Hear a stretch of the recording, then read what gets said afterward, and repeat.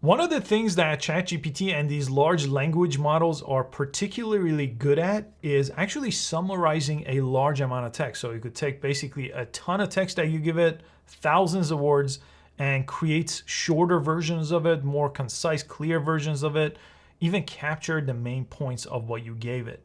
And ChatGPT could generate things like summaries in different formats, bullet points, paragraphs, tables, and it makes it a really versatile tool for a variety of different reasons. So you could do it for writing reports or creating presentations from, again, the text input, or just simplifying a large article in just a quick bullet point format. So let me share a list of my favorite prompts for summarizing text in ChatGPT. I'll put them on screen and you could test them out. Again, they are included below. And I have about 20 of them because I use this format more than a lot of the other things that I've shared so far, because a lot of times I just want to learn something very quickly. This way I give it a lot of input and I'll get something really nice and short in return. So number one is, what are the main ideas presented in the text? Next is, what's the central thesis or argument of the text? What evidence is presented to support the main idea of the text? What are the key points made by the author?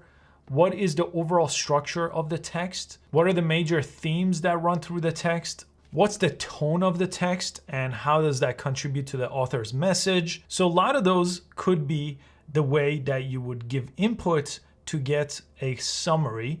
And then you could change, these other 10s are basically the way to change the output that I've mentioned in the previous sample, but this is really useful for summarizing text again, but changing the format this time. So write a one-sentence summary, write a brief paragraph summarizing the main ideas, write a visual summary using diagrams and infographics. Sometimes it has that option, especially with some of the plugins that we'll look at later.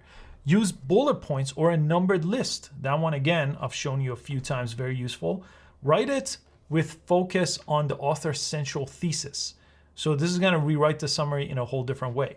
You could do this one, write a summary that critiques the text and highlights the strength or the weakness, or gives you the pros and cons. Write a summary that does the compare and contrast. So we looked at that before as well. Okay, so you get the idea here. Ton of different options. Again, they're listed below. I do add to these as well, but it's a really good way to use ChatGPT or any language model that you use to take large amount of text and summarize them in a different way and get different outputs out of them.